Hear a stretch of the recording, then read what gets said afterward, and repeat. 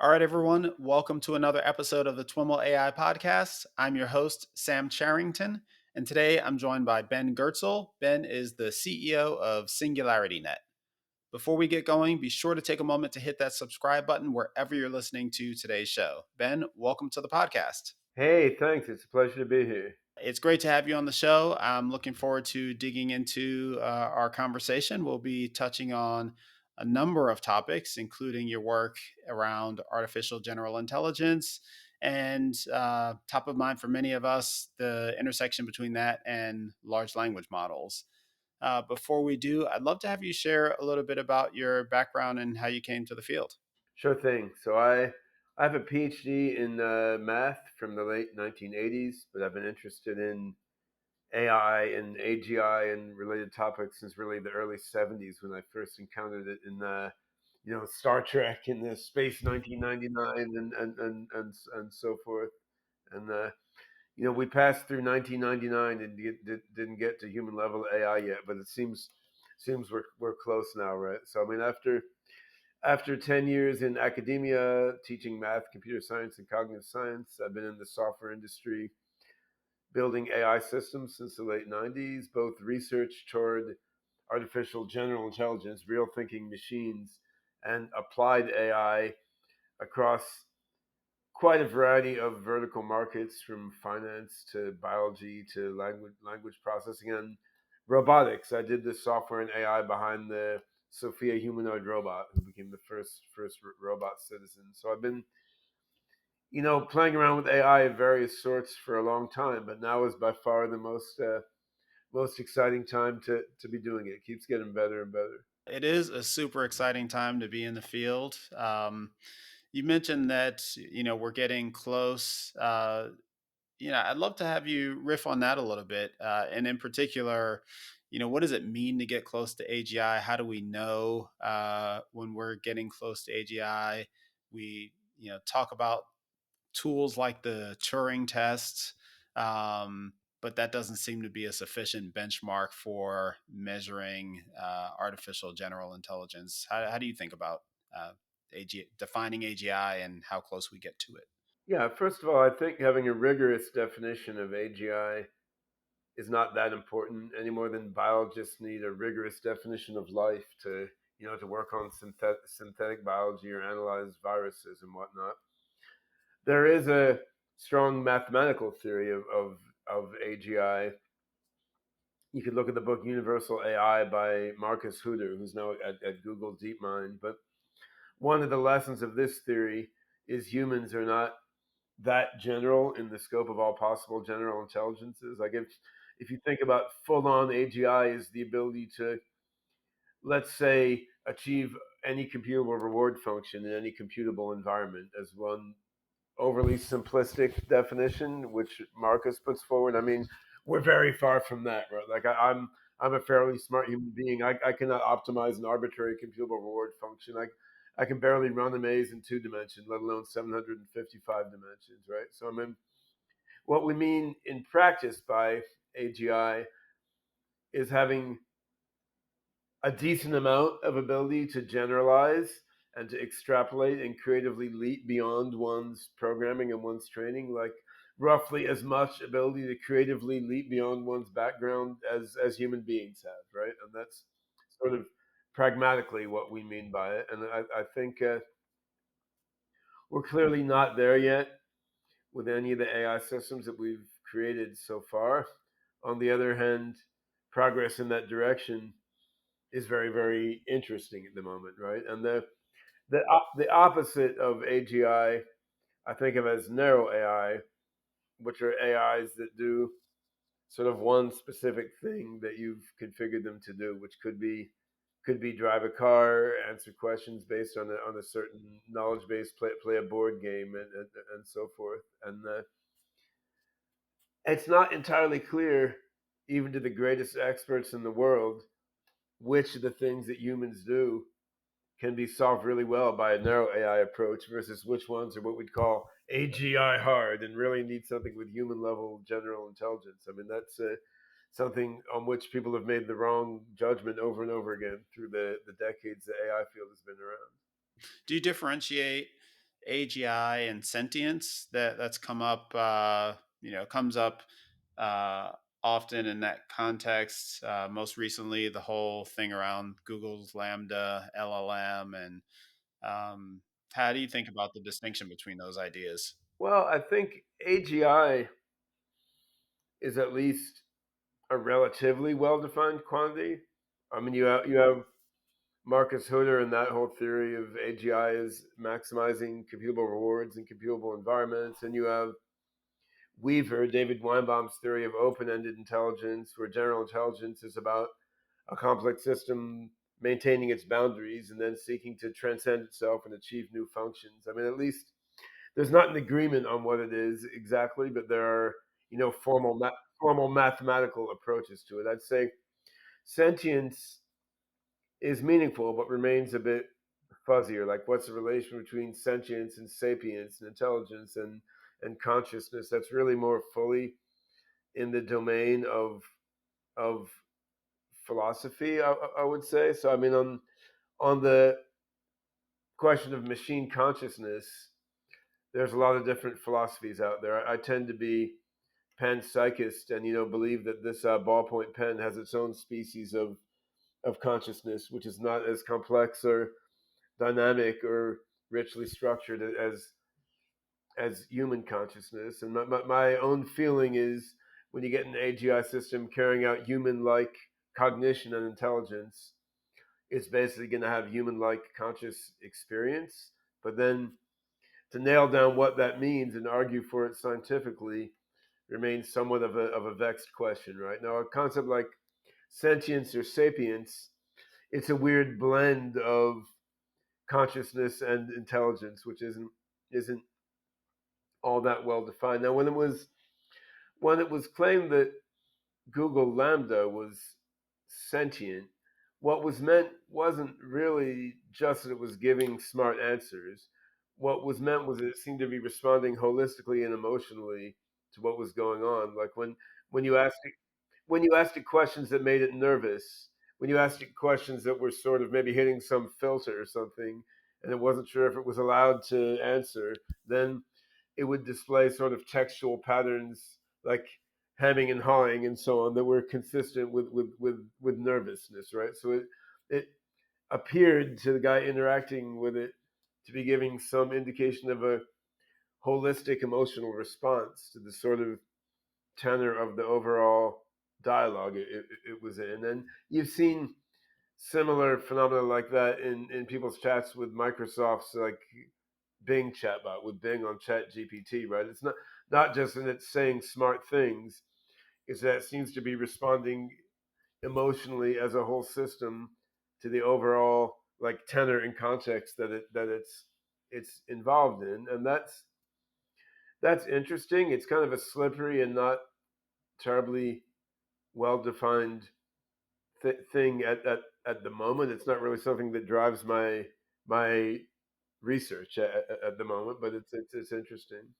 In thinking about getting closer to general intelligence, uh, to what degree does the recent progress with large language models play into that? Is that yeah? Do you see that as evidence of getting closer, or is it ancillary too? I think somewhere in between the two. So I don't think that current large language models display a heck of a lot of general intelligence. On the other hand, there's certainly evidence that we've come a long way in the AI field generally, and I think they can be used in various ways to accelerate progress toward general intelligence. And I will talk a bit about that. So I mean, if you look at a system like ChatGPT or Google Lambda and so forth, these achieve what seems like a lot of generality relative to the human scale of understanding, but they achieve it basically by having a very, very general training data set, right? Like the training data set is the whole damn web, right? So if everything in the web is in your training data set, you achieve a certain generality just by doing fancy nearest neighbor matching against the whole web, because almost anything that people throw at the system has some near matches somewhere on the web, so it can throw back stuff which is minor variations and combinations once in its training data set. So it's achieving what's a lot of generality relative to any one human without a heck of a lot of ability to generalize, right? And that's a weird thing for us to wrap our brains around because we don't have a great intuition for what it means to have the whole web at the fingertips of your memory. I mean, just as we don't have a good intuition for the difference between a sextillion or a septillion or something, right? I mean, there's some things we can do mathematically and on the computer that bollocks our intuition. Now, on the other side, I'd say some of the results with few shot learning on LLMs do demonstrate an intriguing ability to generalize, but yet there are severe limitations there, right? Like that you don't do these few shot learning techniques on top of LLMs don't deal well with negation, let alone like nested negations and quantifier bindings or something like you find in a math proof for a scientific hypothesis. So there is there is some ability to generalize, which you can see in few shot learning on LLMs. It is real progress. It's also has fairly strict limitations, right? So I could see why some people would think these LLMs are on the path to AGI. I mean, there's a sort of naive, dumbass reason for thinking that, which is wow, they can answer a lot of questions.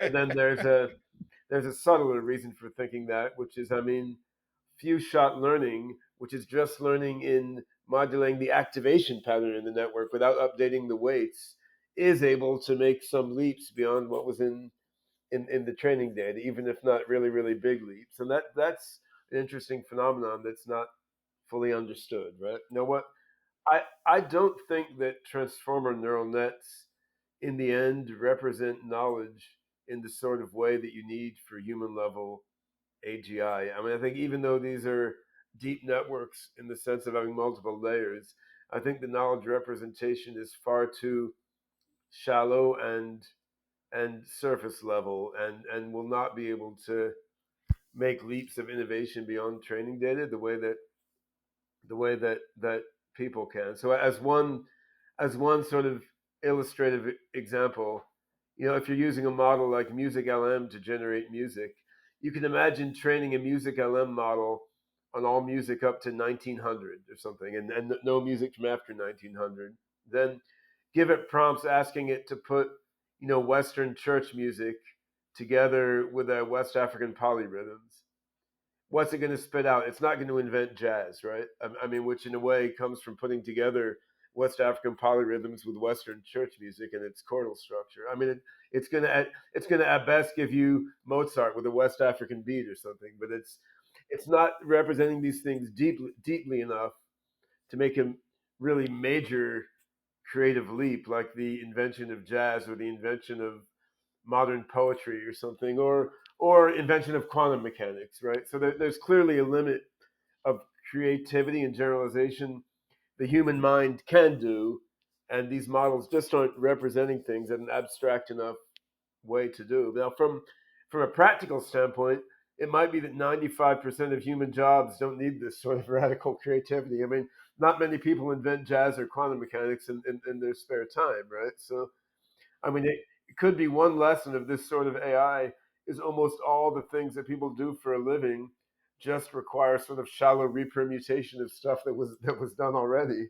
and then you could obsolete almost all human jobs without making an AGI breakthrough just by fancy k nearest neighbor matching against everything that's been done already. I mean, but that could be huge economically and in a humanitarian sense without yet making the leap to something with human level ability at generalization and imagination. So I mean, I think there could be multiple approaches to really get to AGI. I mean, you could simulate the human brain at a much more thorough level, including recurrent neural networks and glial cells and charge diffusion through the extracellular matrix, all sorts of stuff in the brain that are not in formal neural net models.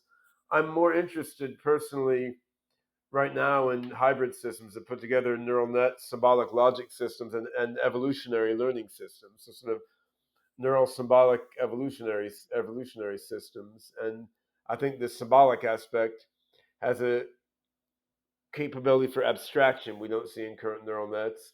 I think evolutionary algorithms have a capability for creativity we don't see in current neural nets. And hybridizing these together within an appropriate sort of synthetic architecture could be interesting. But if you do take that sort of approach, it could be that LLMs are a powerful accelerator, right? So I mean, one thing I'm working on now is using systems like OpenAI Codex or Salesforce's CodeGen, using LLMs trained on code to make models that translate English sentences into predicate logic and term logic and other forms of logic. So if you can basically use LLMs to translate the whole web into structured logical statements, feed these in to a logical theorem prover in a neural symbolic AI system, I mean, then you may have something with the same scope of knowledge as an LLM, but much less susceptible to hallucination and bullshit because it can do inductive, deductive, and abductive reasoning and can combine different pieces of knowledge together, right? So I mean that's one example of how LLMs could be used as a tool to accelerate a somewhat different approach to AGI. And of course, if my team in SingularityNET and the OpenCog project is thinking in that direction, there's going to be other teams. There's other teams also doing that in their own ways, not just thinking how do we double, triple, quadruple down on GPT type models, but thinking how do we use the power that's here to help accelerate other approaches to AGI. So in that sense, they may be significant on the path to AGI, even though what they're doing now isn't exactly AGI in the sense of the ability to generalize. You kind of pose this, this kind of limitation of LLMs with regard to creativity, in a sense, to put it, high level. Their inability to create jazz based on their training data. Have there been attempts to formalize that notion, the limitations of LLMs with regard to generalization? Well, the limitations with regard to creativity are particularly hard to formalize. I mean, of course, there are attempts to mathematically quantify what's a creative leap, but that's I mean that's not that refined an area of study, right? And limitations of LLMs at generalization, I'm I'm not aware of any really sort of knockdown rigorous study of this. There's certainly a lot of papers giving case studies and examples showing many cases where LLMs fail to fail to generalize in pretty simple ways. I mean, so there was a recent paper that got a lot of attention on social media and mainstream media on large language models can do theory of mind, right? Where theory of mind is the phenomenon in cognitive science where, like, I have a sense of what you know, like, so I may know what you can see, even if it's different than what I can see, right? Like I know that right now I see while recording this podcast, I see your head in a little box on my laptop, and I see a robot behind the laptop. But I know that you cannot see that robot, which is behind my laptop. You just see me, right? And this theory of mind originates in human babies during the first year of life at various points during their maturation. So you can give a large language model various puzzles regarding theory of mind. Like, two people are in a room together playing with a toy, Bob and Jill. Then Bob walks out the door into the next room and shuts the door and scratches his head. Can Jill, who was in the room with him beforehand, can she see him scratching his head, right? And there was a paper published showing that large language models are able to solve some problems regarding theory of mind. Then when you investigate further, you see it does really well at solving problems on theory of mind that were in psychology papers before, because there's so many write-ups about the exact solution to that problem. But it can solve some puzzles that don't seem to have been any exact psychology paper before. But if you deviate too far from the theory of mind puzzles that have been discussed in psychology literature, then it will screw up, right? So it's a bit subtle. Like it's not just spitting out only the examples that you fed to it. It is abstracting to some degree, but it's not abstracting to the level of a 2-year-old child who can deal with examples that are more divergent from the cases that they've seen in the past. So how to rigorously measure these limitations is interesting, and I'm sure a bunch of academics are working on it. From my own standpoint as a researcher, I can see it's limited from playing with it. I'm more interested in working on building AGI systems and in rigorously documenting the shortcomings of systems with qualitatively obvious shortcomings. That's totally fair. I think where the question comes from is, you hear, I hear casual dismissal of LLMs as interesting. They're, blurry JPEGs. They just are a poor copy of things that already exist, but there's, an obviously creative element to what they're doing. They are, no one put to the, uh, you know, the poem that it created about your mom, flying a dragon didn't exist anywhere on the internet. There's a degree of creativity there.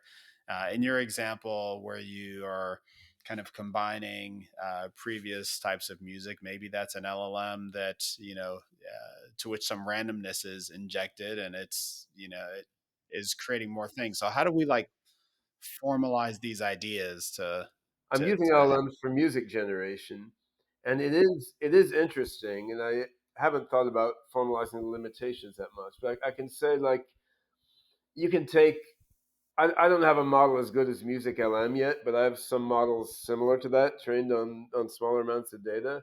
And I mean, you can say like, play me a passage of a song with a reggae beat, but with a rhythm guitar section that sounds a bit like Master of Puppets from Metallica and a female vocalist, and it will do that, right? And that's really cool.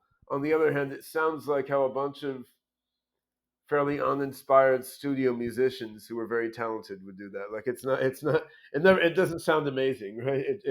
But it's remarkably competent at putting the pieces together.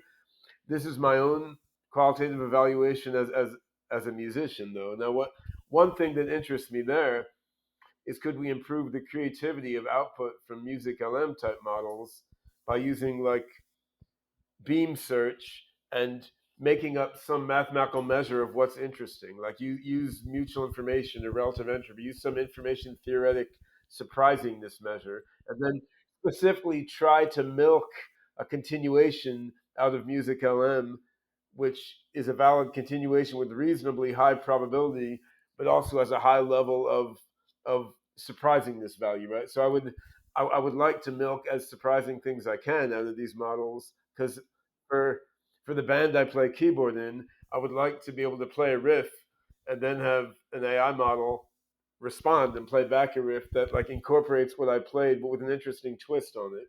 Right now what it will do, it can play back what you played, but it will like homogenize it and make it sound kind of boring and typical for the genre, which is not it's still an amazing capability, right? But it's not what I really want as a musician trying to make interesting music. And I think you'd see the same thing. Music I happen to have played with a lot, but I mean, you see the same thing in every domain. Like I talked to a friend of mine is the editor of Cointelegraph, which is a crypto magazine, and I'm an online crypto zine, and they evaluated using ChatGPT and other systems to write articles in Cointelegraph, and they finally decided like these are just really boring articles, right? I mean, it's more like if you got middle school students to write articles for your magazine. I mean, it's competent. It starts with a summary, tells you the thing. It gives you another summary at the end. It raises a few key points. So I mean, at first blush, like wow, it's amazing that an AI can do this. On the other hand, it's also clear the articles are more boring than the average article in Cointelegraph, which is a decent online journal, but is not like Atlantic Monthly either, right? Like that's not the absolute highest end. So I would say in that case, it's not a mathematical measure, but in that case, I mean, you could take the music that comes out of a music LM type model, or the blockchain articles that come out of Chat GPT. I mean, you could submit those articles to be evaluated by human magazine editors, or by the folks who audition students for the Berkeley School of Music or something, and it's pretty clear what you would find is they would find these things are competent but mediocre, right? I mean I that's think that experiment is underway with a certain science fiction magazine. yeah, yeah.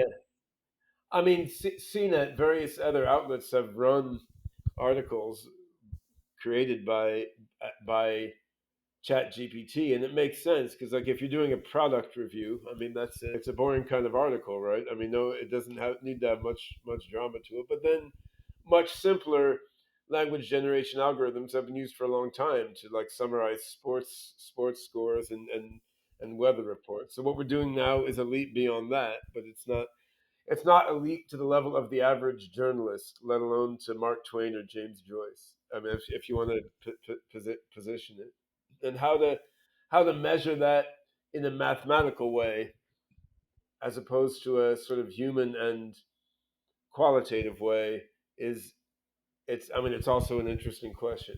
Right? So you posit that our path to AGI is likely some hybrid of neural approaches, symbolic approaches. I think there's multiple possible paths to AGI.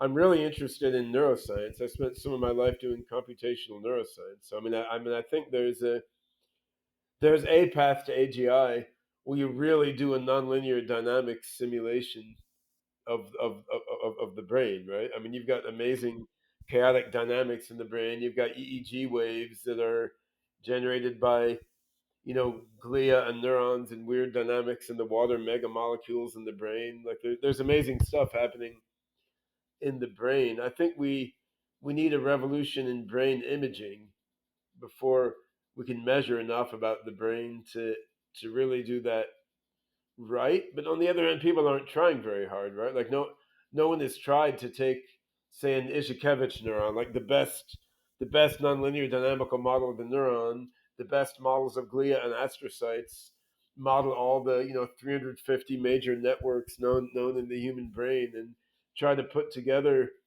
a real large scale brain simulation doing something intelligent attached to a robot's body, right? Like no, that's a doable thing. It could be done for no more money than Google, Microsoft, Facebook, Tencent, or something spend on AI R&D. But I mean, no one is doing that. I'd hoped Henry Markram would do that with the Human Brain Project, but that wound up sort of fragmenting and going in different directions. So I mean, I think that's really interesting.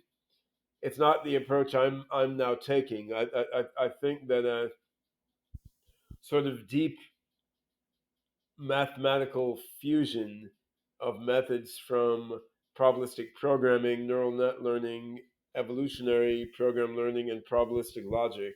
I think I think this can probably get us there faster. So I mean, the casual way to look at that is you're making a hybrid system where you're taking a deep neural net for large scale pattern recognition and synthesis. You're taking a symbolic logic engine for inductive, abductive, deductive reasoning.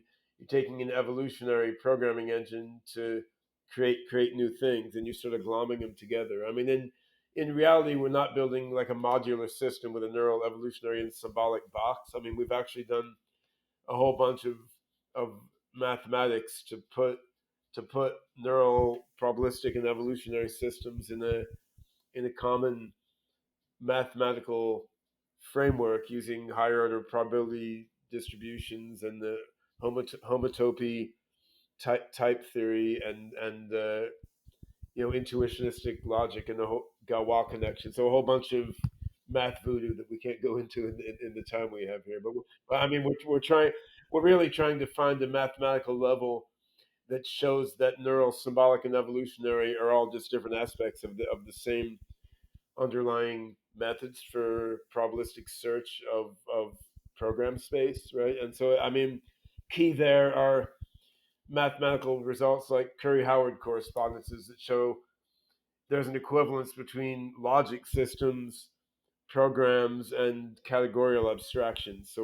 Really, when you're doing a logical theorem proof, you're also learning a program, and you're also learning an ontology that can be represented in category theory. Like these AI paradigms that historically have seemed very different, like symbolic versus neural or learning versus reasoning, actually, if you dig into the math behind them, there's morphisms between them all. They're all kind of different ways of looking at the same thing. So that's on the surface, it's a hybridization of methods from different AI paradigms, but we're really trying to make a common math framework that leads to to all of them, and then trying to figure out how to deploy trying to figure out how to deploy this at large scale, which is a very interesting software challenge, right? Or even small scale. Uh, how close have you gotten to a concrete demonstration of this kind of approach? Well, so we had a system called OpenCog that we launched in 2008 with some code going back to 2001, and we were doing various experiments on this sort of AI. I mean, we published a bunch of journal papers, and we use this on the back end of commercial AI systems in financial prediction and in functional genomics and so forth. But that was more, these are more narrow AI applications using a framework that was being developed with AGI in mind. So what we're doing now, we're basically rebuilding the whole infrastructure of OpenCog systems. We have a new framework called OpenCog Hyperon, and we're trying to build a framework where we can do this sort of AI at the large scale. Because what we found with the old version of OpenCog is to really attempt AGI like things with the system, we needed quite large knowledge bases, and our system was just too slow. So I mean, the underlying architecture, we have this large knowledge graph, or more properly, a metagraph, which is a more general graph-like object than a graph. And we have this big knowledge metagraph living in RAM across multiple machines, and then distributed across across multiple machines using distributed processing technology. And you need to get metagraphs with many billions of nodes in them, and then your neural, evolutionary, and logical AI algorithms are actually little programs represented as nodes and links in that same metagraph. So you have this big, like, self-modifying, self-reprogramming knowledge metagraph. We implemented that in OpenCog, and what we found is to try to do really serious things with it, it just is like 10,000 times slower than TensorFlow or something. It's terrible. So I mean, it's a very high level of abstraction. But I was reminded how in the 90s, in the 90s, I was teaching neural nets in the university, and you were doing recurrent backpropagation. You had a neural net with like 40 nodes. It would take 3 hours to train, right? And so, I mean, so you could do a few things.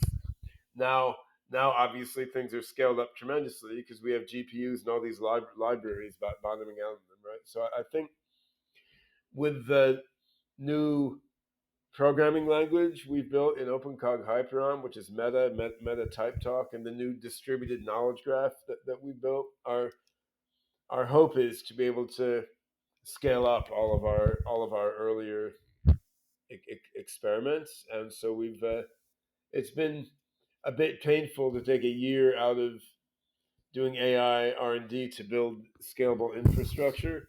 But I mean, looking at how much good scalable infrastructure did for deep neural nets, I mean, it seems like an interesting thing to do. And I mean, we're also working with a company called Simuli out of Florida on a dedicated AGI board, which has a chip for hypervector manipulations, a chip I designed for large scale graph pattern matching, and a deep learning chip and a CPU like wired together very tightly on the same board. And if that goes well, then Simuli's AGI board can do for this sort of hybrid AI approach basically what GPUs did for neural net approach, meaning fairly modest variations on algorithms that have been in the literature before.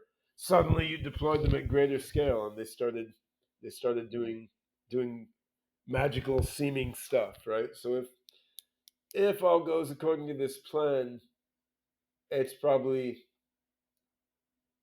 early next year by the time we start to see really amazing results put out of this. I mean, it's not like 5 or 10 years or something. That's much sooner than where I thought you were going. I thought you were gonna need quantum computing to materialize or something like that. I would love to see quantum computing materialize, but I think that the new chip I mentioned is 3 years out, just because we're now in the software simulation phase. We need to go to FPGA. We need to go to hardware. But I mean, we already have the distributed knowledge graph running across many different machines. We have a limited version of our interpreter working, and we're working on using row calculus, which is an advanced form of process calculus, or the next step beyond pi calculus, to allow it to use multiple processes on a single machine, because we need to go beyond map reduce. Like map reduce is good for something that's matrix multiplication based, but we what we're doing isn't just mapping. I mean, if you're into functional programming, you need not just fold and unfold. You need like chronomorphisms and future morphisms. You need a whole bunch of ways of holistically processing data structures beyond mapping. So if you look at everything that Amazon, Google, Facebook, and so on has done is pretty much based on using MapReduce or its variations to take neural net architectures and then run them across massive multi GPU server farms, right? So what we need is some more sophisticated math to take algorithms for large scale graph manipulation and efficiently run them across multi GPU server farms. And I think that's what we're working on mostly this year. I think once that's done, we can start getting interesting things. And I mean that probably there's a few different approaches we're taking in parallel. So one approach is just take LLMs, extract all the knowledge from an LLM into a distributed logical knowledge base, do some symbolic logical inference on there, and see if you then get something LLM like, but that can compare its utterances now with its utterances in the past, and that can reason about whether its various thoughts and statements are consistent and logically coherent with each other, right? And that's not AGI, but that would be, Elon Musk has thrown around the term truth GPT, but all he really wants to do is not make politically correct filters on Chat GPT, right? If you take everything out of an LLM, put it into a distributed logical knowledge base, and do logical inference on that's really the truth GPT, right? So I mean that's that's one thing you can do. The other interesting thing to do, we're looking at virtual worlds. So we've been playing with Minecraft, and we've been looking at various metaverse environments, and looking at using the OpenCog Hyperon system to control societies of little agents buzzing around in the virtual world. And the the experiment I really want to do there is get a community of agents buzzing around in Minecraft or some other virtual world, but we're starting with Minecraft. Make them do collective activities together, so they have to work together to build stuff to achieve their goals. I want to make them invent their own language for communicating with each other. Like you might remember there was some total bullshit news report maybe 3 years ago, like Facebook chatbots have invented their own language, Yeah. which is, I mean, great. Like I had software programs invent their own formal language 30 years ago, and no one wrote me up in the news about it, right? But if, but if you have a bunch of little agents running around in Minecraft, and they're making actual noises to communicate with each other, and they're collaborating on building structures to be able to get somewhere they want to get rewards, and they need to communicate and coordinate to achieve their goals. Can you get them to sort of invent their own language in that world to achieve their goals? So I think that's a really interesting experiment. I'd rather do it with robots, and I mean, we are working with robots, with Sophia and Grace and the Hanson robots. But robots are still a pain. It's quite straightforward to do this in a virtual world at the moment. So I think the direction of making the real truth GPT is really interesting. It's a little more commercial. It could set the world on fire, right? On the other hand, I think making a bunch of little agents in a virtual world that cooperate socially to achieve goals together and then invent their own sort of new communication paradigms to do it. I think that's more likely to lead to fundamental AGI breakthrough. But the beauty of it is you can connect these two things through the same knowledge base, right? I mean, you and I learned our own separate things, but we can't wire our brains together. We have to communicate by making noises and drawing pictures. But I mean, if you have a real truth GPT, then you have a community of Minecraft agents that learn to build stuff and develop their own language. I mean, you can develop machine translation between the Minecraft agent's language and English.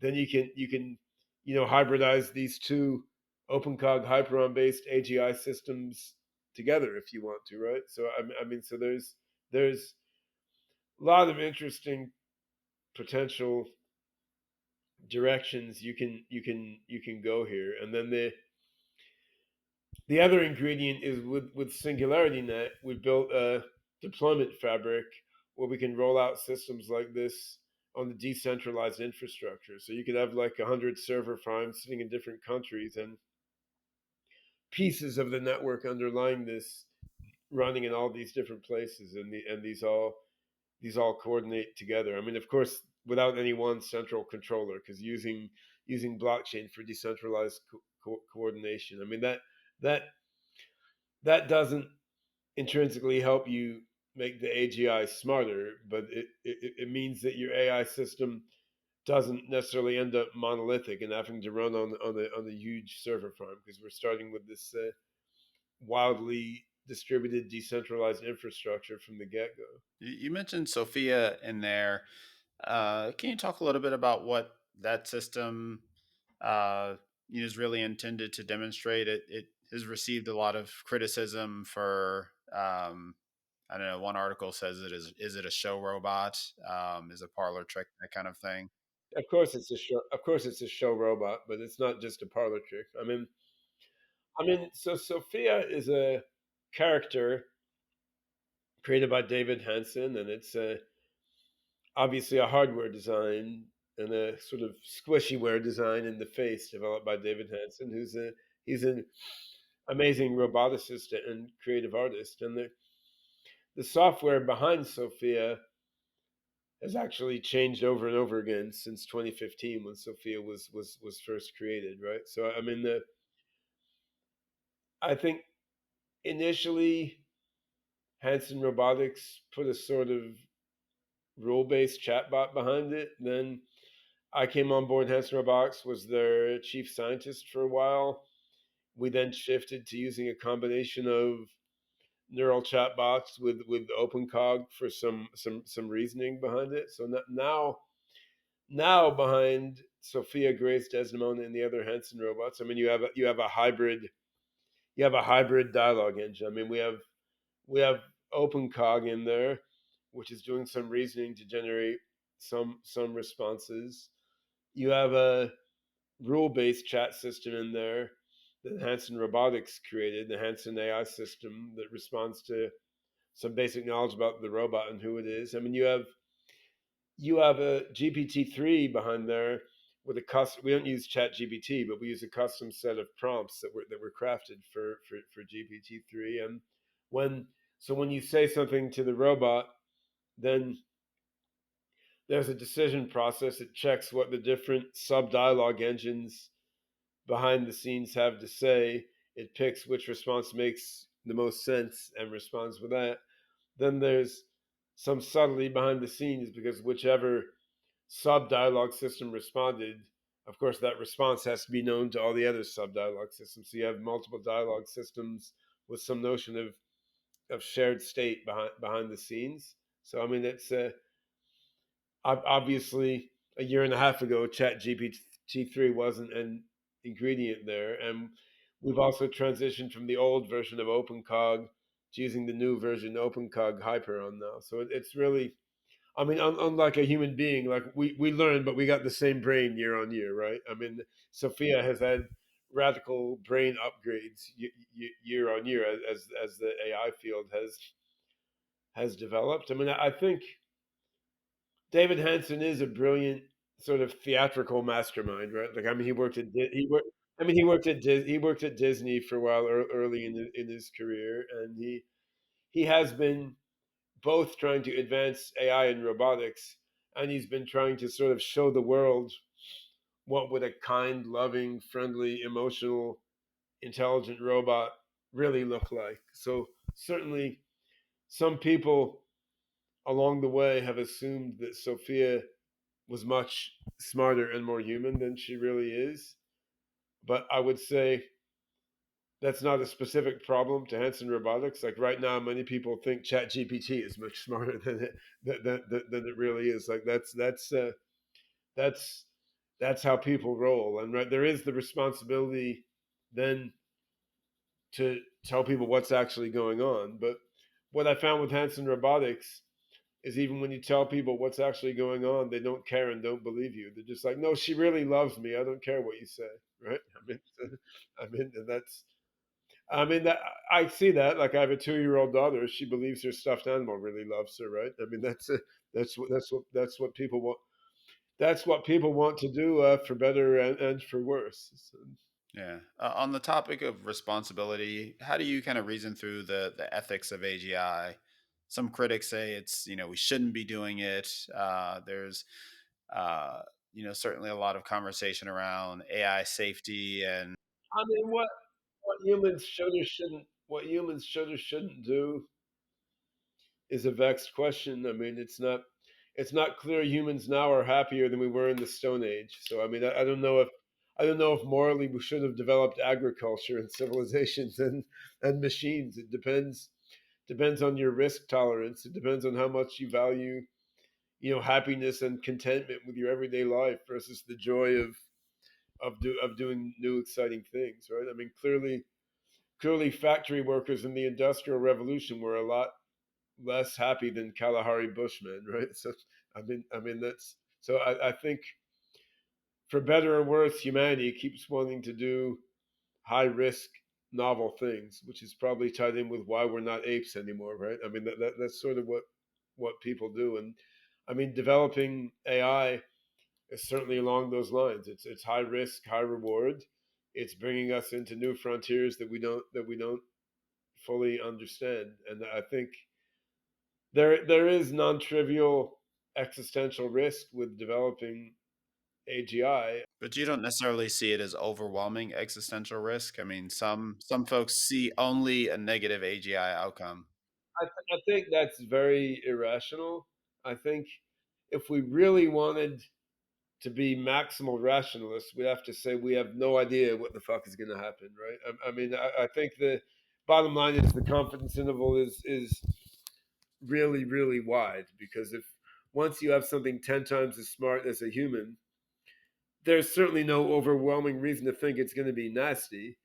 But I mean, there's not an overwhelming rational reason to think it's going to be nice either. Like we just don't know what's going to happen any more than a mouse could predict, whether Tencent or Baidu is going to become dominant in the Chinese internet market. As a mouse, it doesn't understand what's going on. I mean, I think intuitively and sort of spiritually, if you would. Like I have a strong optimistic sense about the future of AGI. Like in my heart, I feel like it's going to be for the good for humanity, and I can see that some people have a similar opposite intuitive gut sense. Like they have a strong gut sense it's going to come out badly, but I don't. I don't think that's really a fully rational thing. That's more a matter of our heart feeling about it. Because when you rationally plot it out, I mean, okay, you're going to build quantum computers, you're going to build femtocomputers. We don't have a theory of quantum gravity. We don't know all the things a femtocomputer can do. What will the super AGI discover about that? Like, I mean, and we fundamentally fundamentally don't know, right? I mean, my gut feeling is, if we raise up a baby AGI with love and compassion, and we have it doing education and medicine and healthcare and science and a bunch of good things, as that baby AGI grows into adulthood, it's going to overall feel well disposed toward human beings, and the resources that human beings use are trivial compared to the amount of energy in the solar system, let alone the universe, right? I mean, I see no reason to assume an early stage superhuman AGI is going to be a psychopathic megalomaniac that needs to use every quantum of mass energy for its own self gratification. I mean, even I mean, even in that description, you're kind of anthropomorphizing the AGI and the relationship between us and the AGI. Is there a way to kind of separate those? there is, but it's hard to talk about, right? I mean, I think I anthropomorphize less in my mind than I do in verbalizations because we just don't have a language for talking about these things. I mean, yeah, to anthropomorphize, you would say a super AGI could view humans like we view the squirrels in Yellowstone Park or something, right? Like, I mean, we want to preserve them. Yeah, I was responding mostly to the idea of raising the AGI. What does that even mean? I mean, in the current way of doing things, I mean, it means a lot because we have Sophia, Grace, and Desdemona robot, and we talk to them, and we interact with them, right? I mean, so we do. I do have.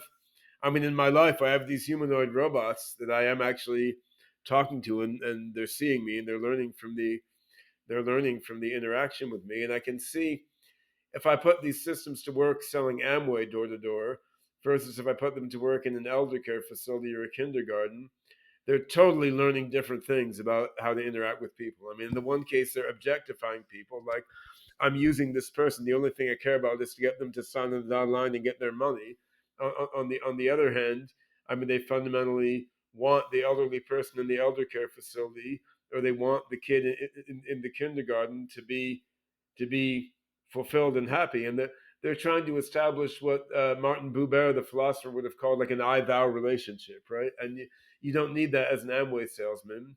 You get them to sign on the dotted line, then you move on to the next house, right? You do need that to be effective in elder care or in early childhood education. So I mean, I think and there's a concrete level here actually. Yeah, yeah. One question that comes up for me just hearing you describe this, and maybe it kind of goes back a bit to one of my first questions around like sentience versus AGI, which you kind of clearly delineated. It's not clear to me that AGI necessitates agency. Are those two more closely linked than I'm thinking right now? I think they are, but it's a subtle point. I think for cognitive architectures that even vaguely resemble human cognitive architectures, those two are very tightly bound together, general intelligence and agency. But I think if you were exploring cognitive architecture space more broadly and looking at like radically non-human minds, it's not as clear. Like, if you think about, like, I mean, a mathematical theorem prover that could prove broader and broader and more general theorems in any possible logic system, how could you make that really, really, really generally intelligent without a self model or a model of self and other or agency? It's somewhat of an open question whether agency would emerge at some abstract level there. But I think in the human mind or in the human like cognitive architecture, which is, I think, how we're going to make the AGI breakthrough, just because it's what we understand better than other more alien forms of cognitive architecture. There, I think they're very tightly combined because the formation of concepts in the human mind is very closely tied by analogy to the formation of the self concept. And I mean, it's by learning how we distinguish ourself from the environment and how our self relates to others. I mean, that's how we learn to relate a concept to other concepts. And you can see this in a lot of psychology results. Like, people who are what are called thin boundaried, meaning they're very influenced by what happens to them. They're very emotionally sensitive. Will tend to develop concepts that are more flexible and thin boundaried, and will adapt more readily to new information. Whereas people who are very thick boundaried, like they distinguish themselves from their environment very rigidly. They're not much influenced by what other people say or do. These people tend to develop very thick boundaried concepts, and they have a hard time adapting their concepts to what happens around them, right? Which can be good or bad depending on what you're doing. But you can see from that example, like the way we form concepts in general and the way we form our self concept are very closely tied together. And this is a big theme in developmental cognitive neuroscience. So I think for people, these are very closely tied together. And they are for the OpenCog systems that we're exploring now in my own AGI R&D. But whether they're of necessity tied together, I think if you took any AI system which is controlling an embodied agent in a physical world together with other similar embodied agents in that same physical world, right? I think, which is what humans are doing, it's what mobile robots would be doing, it's what virtual characters would do in a game world. I think that setting naturally leads itself to agency being closely linked with concept formation. But of course, that's not the only thing that an intelligent mind could do in the end, right? It's just what humans and the robots we build are doing. And that, I mean, here, as with the question of existential risk, you're faced with like, whoa, we're going into like a very large uncharted domain that we barely understand and don't have the theoretical or intuitive tools to grapple with, and all we can do is take it step by step, right? So as I'm looking at it now, my main goal as a researcher is make an intelligence with roughly human level, roughly human like general intelligence that's about as smart as you and me. And then once you get there, then that system is going to help you go on to the next level. And plus, once we get there, we're going to learn so much that our current AI and cognitive theory will probably start to seem like classical physics relative to quantum gravity or something, right? So I mean, I think there's a limited, as fun as it is, there's a limited extent to which we can think 5 steps ahead in this sort of domain. Hmm. Hmm. Yeah, related to, uh, I guess related to risk. One of the things that you've spoken out about is maybe the politics of AGI.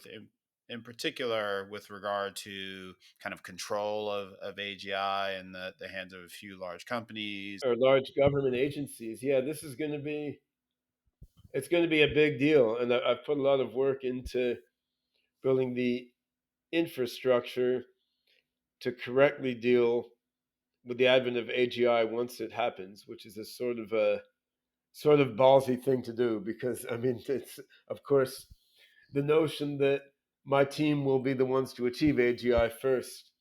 While I have a fair level of confidence in that, not an absolute confidence, I understand that most people aren't necessarily going to buy that because they don't see everything I do in terms of the underpinnings of the systems we're building. But if you do believe that, like if you believe we're say 3, 5, 6 years away from making an AGI breakthrough with OpenCog Hyperon running on SingularityNET, right? Then what happens once you get there, right? I mean that's a you could say, okay, post Singularity, once you have an AGI that's 10 times as smart as people, okay, none of us can figure out what's going to happen. But can you think through the sort of end game of the pre-singularity era, right? I mean, and that then so what happens once you've demonstrated you have a true AGI system that can really think like people, and everyone sees that it's not bullshit and it's not just a narrow AI, right? Then I think what could happen very quickly is some jackbooted thugs come to your house and force you to hand over the keys to the thing, right? I mean, I think this clearly is going to.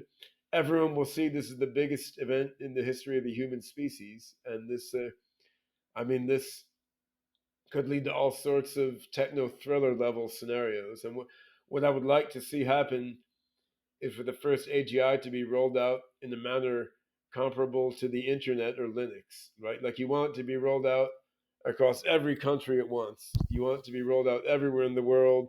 You want not just the source code to be open. You want the knowledge bases that are learned to be open. You want the code to be running on thousands of different machines everywhere, so that there's no one person you can shoot and stop the singularity from happening, and there's no way for any one government to take the thing over and try to use it to gain a a military or financial advantage. You really want it to be distributed everywhere, and the infrastructure we built in SingularityNET and in NewNet and other allied sort of blockchain based AI platforms, this enables that. I mean, it also enables us to have a decentralized infrastructure for narrow AIs along the way, which can also be interesting.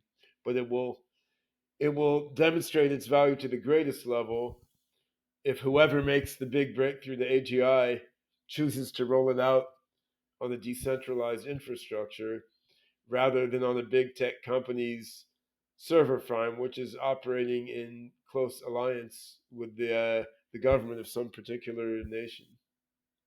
Hmm. Hmm.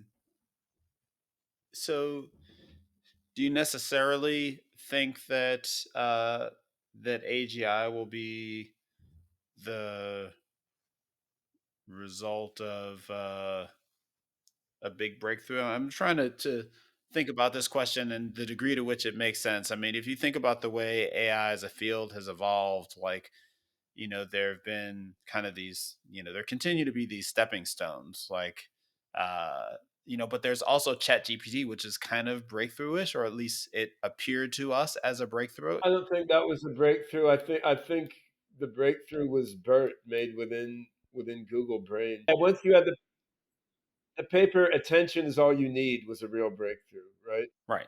And so, but on top of that, in order to have the thing that broke out, which kind of defines a breakthrough, a bunch of steps like RLHF and other things. Well, sure. I mean that's like what was a breakthrough, the atom bomb or the development of nuclear physics before that, right? I mean, so you could pinpoint it however you want, but I think if we look at how the AI field has developed in recent years, you had a sort of 3 year burst of amazing advances in computer vision, starting from maybe AlexNet or something in the beginning of CNNs.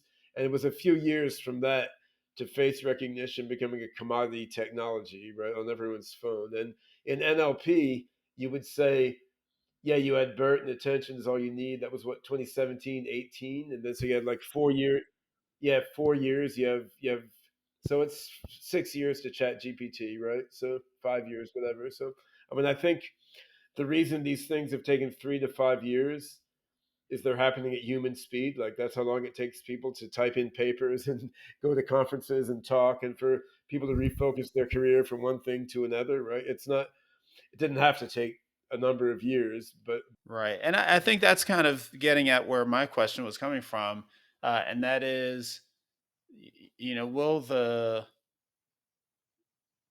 breakthrough be known as the breakthrough when it actually occurs, or will it be kind of this continuous kind of building on?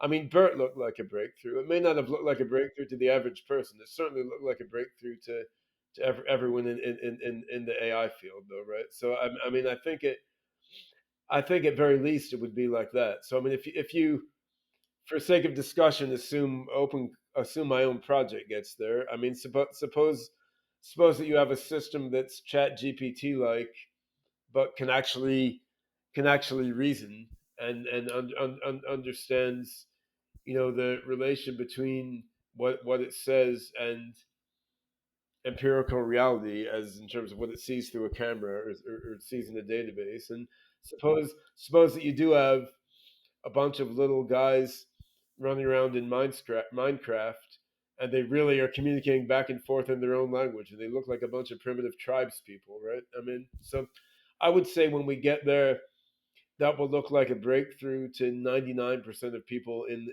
the AI field, and they'll be like, "Whoa!" Like there's a huge fucking leap here, right? Now, in, indeed, the average person may not be able to tell whether that's an epochal breakthrough or merely a breakthrough on the level of Chat GPT or AlphaGo or something, right? So, I mean, on the other hand, what would be the lag between that and like an avatar that appeared on everyone's phone that clearly had superhuman level general intelligence? I mean, it might be a 9 month or a year lag by my best guess. I don't think it's a 10 year lag. Certainly, if this thing can help you develop the next thing, then things start to accelerate. Yeah, and there's so once you get to a human level AGI system like that, yeah, I mean, you already have systems that can do simple Python programming, right? So you can. It's not hard to see if you had something with a measure of general intelligence,